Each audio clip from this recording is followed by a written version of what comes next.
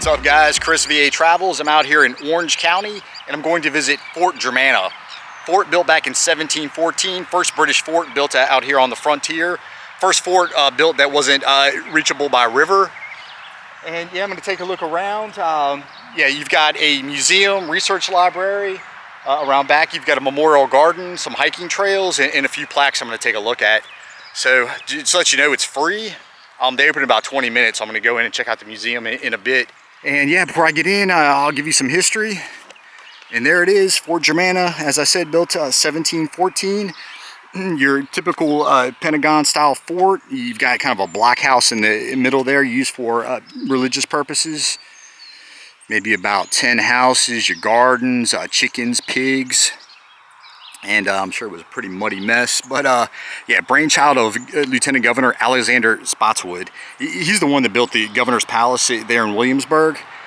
And yeah, so how this place got established was he wanted to, first of all, start up some iron furnaces out here. Also wanted to create a buffer against any possible Indian uprisings. And also to claim this area before the French might, because the French obviously own the region on the other side of the Appalachian Mountains. So what he had done is he got 42 German immigrants who came over from the town of Siegen, a town known for their iron smelting. And they came over on a 4-year indenture.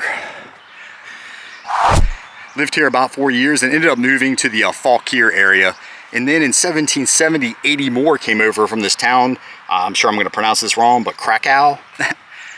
And they lived here for a handful of years, and then they ended up moving out to Madison County. Oh, and also one thing to note is that in 1716, Spotswood led a big expedition. They explored, they went over the Blue Ridge. It was called the Knights of the Golden Horseshoe.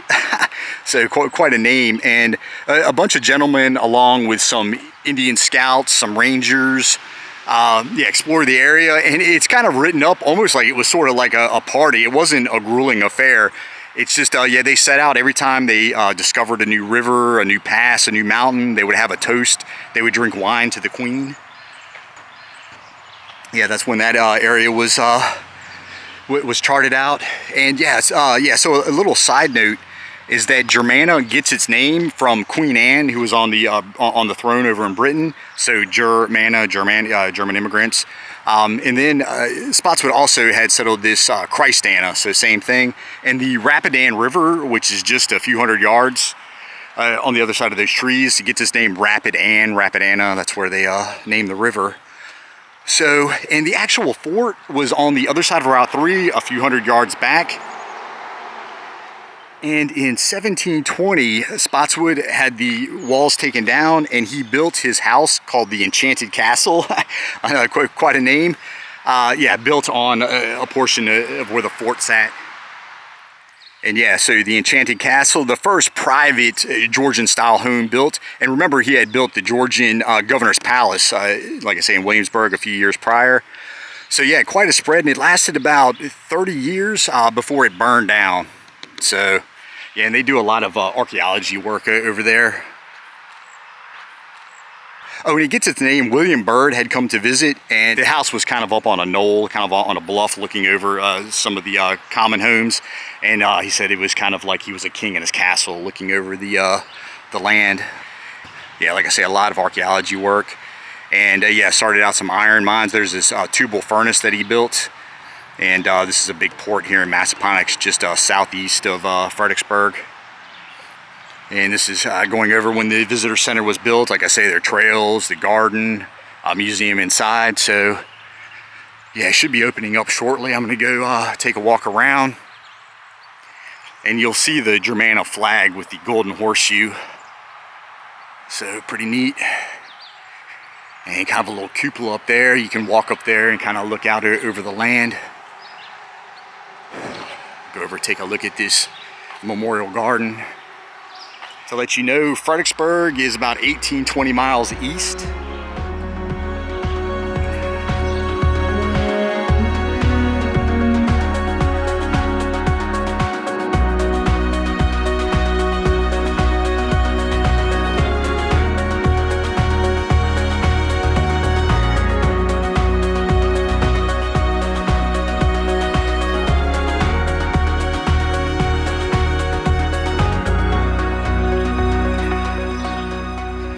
And then over here, you've got the Hitt Archaeology Center, which I'm sure isn't going to be open today.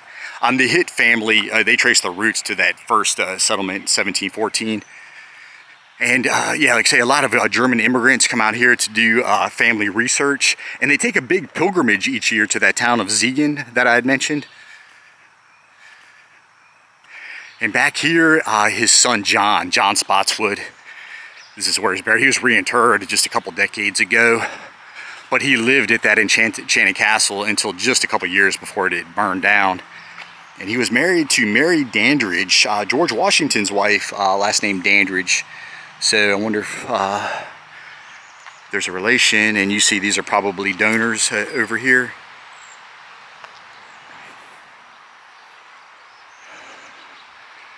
The first German Reformed church. So yeah, you'll see a lot of German names in the Piedmont area, and they kind of made way for the Scots-Irish who settled more out in the Appalachian area. Okay, the memory of the second colony, 1717. And well, you'll see some Anglo names, Smith, but you also see German Utz, Zimmerman. Yeah, quite a obelisk here.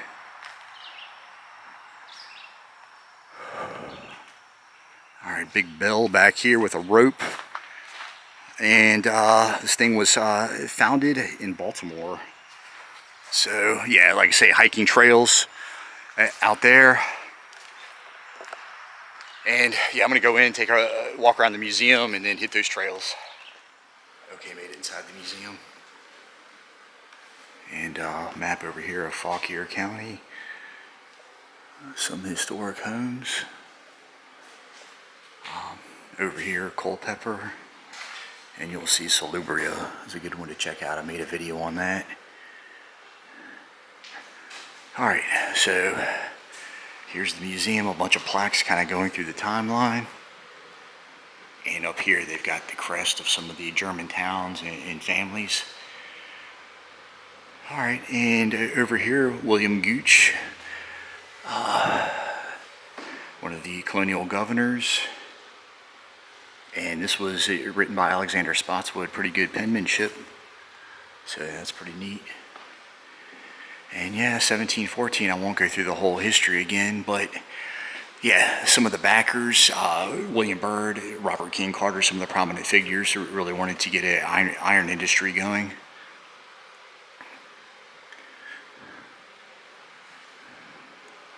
A couple machetes over here. Pretty neat. Thornburg nip. It's a type of machete. Yeah, in Siegen, that town, like I say. And a little outside of Cologne, it says, about 50 miles east. And yeah, they had been involved in the iron industry for centuries. It's pretty neat how they would replant the forest every 18-year rotation. And Spotswood, as I said, governor, lieutenant governor. And bringing these 42 men over from Siegen.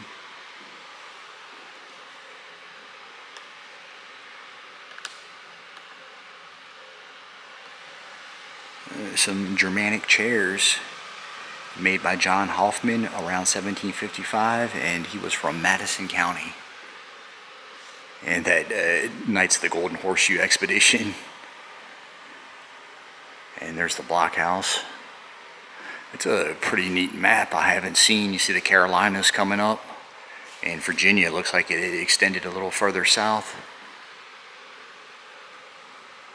Oh, William Penn traveled to Germany. And Krakow, that second group, they came over 1717. And they came up from an area called the Palatinate. And pretty cool stained glass window. There's a young Alexander Spotswood. And this thing used to sit in the gun magazine in Williamsburg for the longest time. And at one time it ended up at Bacon's Castle. It sat in a barn.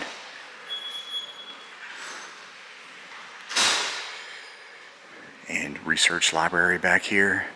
Like I say, anybody with German roots, come check this place out. All kinds of books.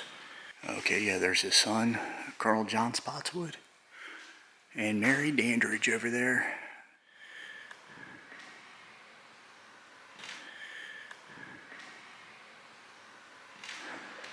Yeah, there's the Germanna flag.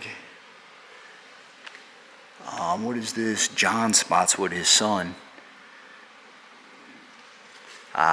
Okay, it says aged 34 years, I think. Died 1758. A couple iron workers, miner.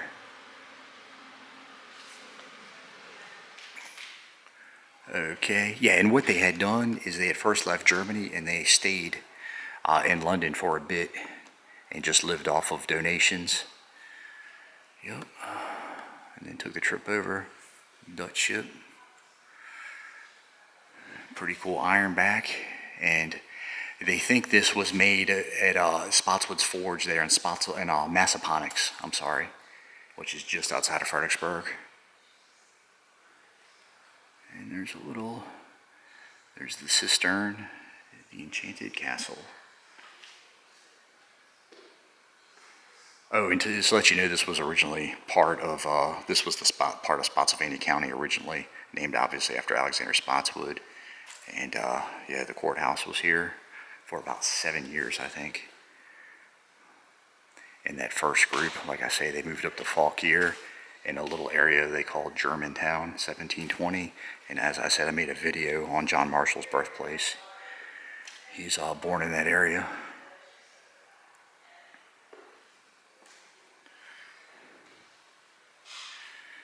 And then that second group, as I had said, they moved out to Madison County. And in 1740, they built the first, it's now the oldest Lutheran church, and it's still active. It'd be cool if I go out and take a look at that. And after his stint as governor, he opened the iron furnaces a little further east around Fredericksburg. French-Indian War, American Revolution, the Culpeper Minutemen. Oh, and Spotswood's wife ended up living in Salubrio, which is a little further west. I made a video on that. And Butler Brain married Reverend John Thompson out of Culpeper. So, yeah, another Georgian house. Yeah, okay, here's another miner over here. Checking out some iron ore, a little scale around his waist.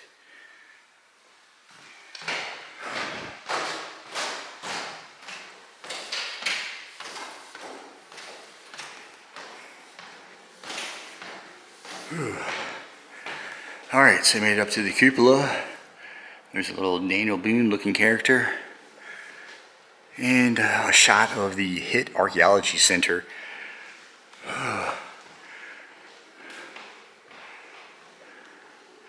Displays are under construction. Old Germantown. Yeah, like I say, the castle's on the other side of Route 3.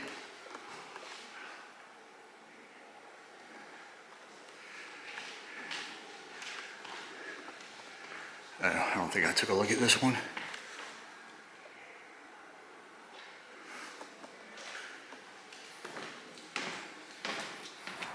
All right, leaving the museum, and I'm gonna hike the trail. I'm already kind of lost. There's two entrances, and I'm going to go to the right here. And there are some old chimneys from the Eckert house. Not sure what that is over there, but yeah, see where this one goes.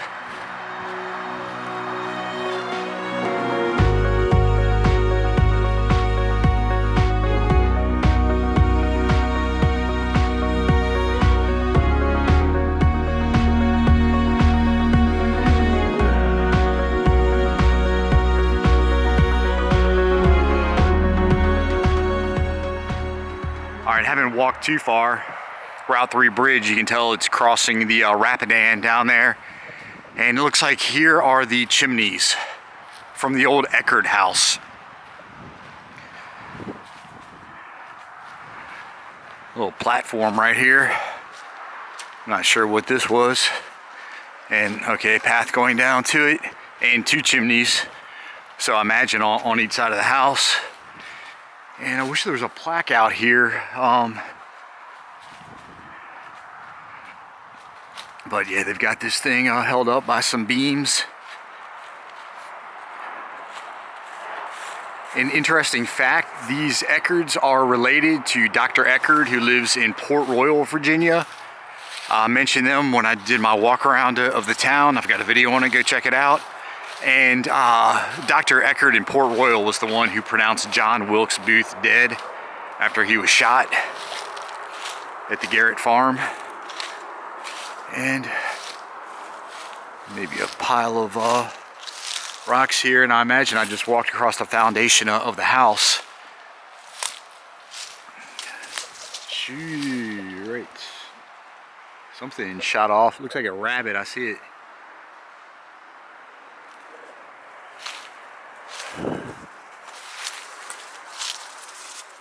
Yep, you can see right here. Be the back of the chimney.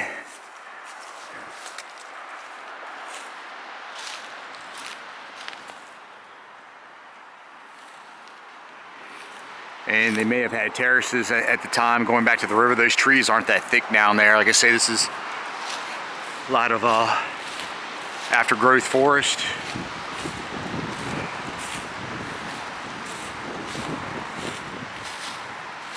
Second chimney.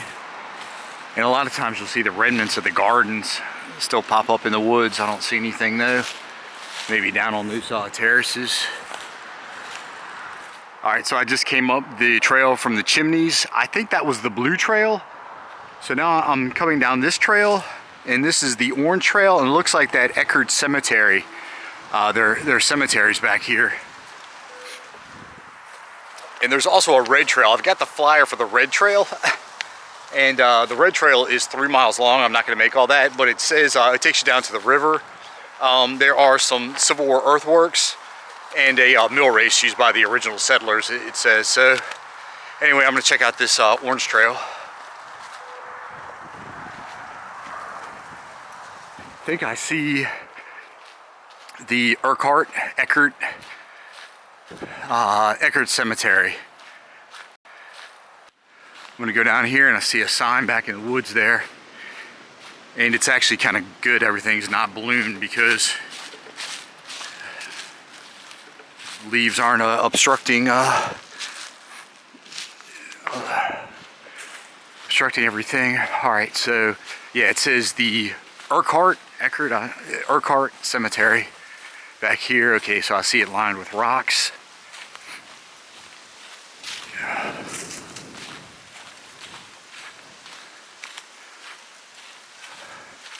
It was renovated in 2006.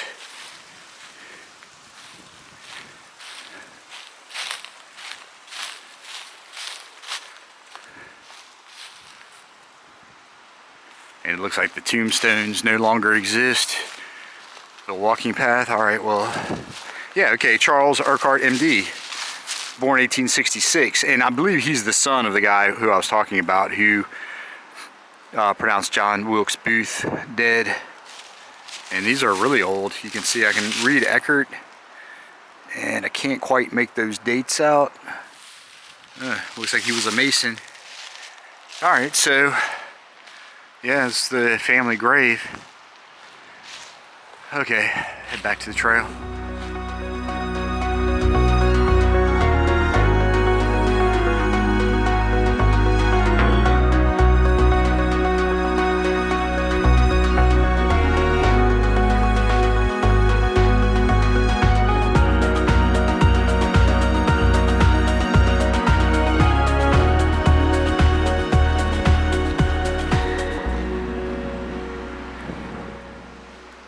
So here's the red trail, Rapidan right down there, some little minor rapids, and kind of a little sitting area, a couple benches up here.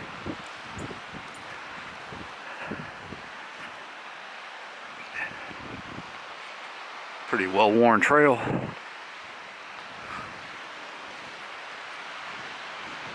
Oh yeah, river looks nice. Okay, there's some there's a picnic table over here. Yeah, it's a pretty cool area to hang out and relax. I guess you can go down to the water if you want. Looks like you can go in right there.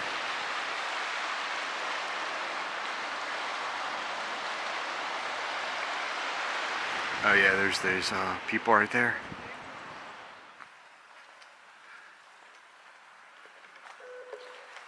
This red trail is pretty well worn. And yeah, this thing they say goes about 3 miles along the Rapidan. There's no loop, so yeah, you'd have to turn back just to let you know. So I'll go a little ways and turn around. Yeah, you can see this one's blazed with the red markings on the trees.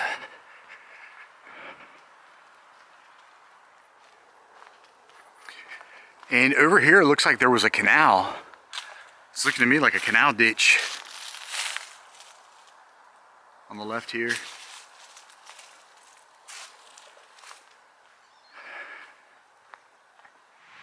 Whew. All right, before I get out of here, I'll give you a little Civil War history. Checking out these plaques. And this was the big crossing of the Union Army at the beginning of the Overland Campaign. And they had camped out in Culpeper. A lot of soldiers had camped out over at the Graffiti House in Brandy Station. I made a video on that. I would go check it out. It's a really cool video. Yeah, so anyway, May 4th, 1864, the cavalry first splashed across. And yeah, here's a picture. They after they cleared the way, they laid down some pontoon bridges. Looks like 2 bridges. And it's pretty cool that we have photos from back then. And yeah, here we are. Yeah, they crossed over, like I say, that Overland Campaign, and that's where the Union Army really took off the gloves. There was no playing around. Grant was in charge, and he wasn't going to stop. And he had battled Wilderness, Spotsylvania Courthouse, on down North Anna, and eventually got stuck down in Petersburg. So, yeah, it looks like the 5th and 6th Corps crossed here. Little map, you can pause and check out all kinds of taverns around the area. Yeah, all the different fords. And just for those that don't know, a ford is kind of a shallow part of the river that you cross by foot or by horse. Yeah, all right, there he is, Grant. And yeah, like I say, they really, they weren't playing around. And everybody makes Grant out to be such a great general, but look at these numbers. Meade and Grant, 120,000 soldiers, double the number of Lee. And yeah, he pretty much would just throw bodies at it. If on day 1 their charge was repulsed, they would just throw more bodies, where in years prior they would turn around and go back across the river. So yeah, got a little Civil War history there. All right, getting out of here. Pretty humid out there. As always, like and subscribe. And if you want to know what I'm doing currently, you can follow me on Instagram. And you can also follow me on Patreon if you want more access to the channel. By subscribing, you can help me get out to more of these places. And also, I've got additional videos you can check out. So, all right, see you guys.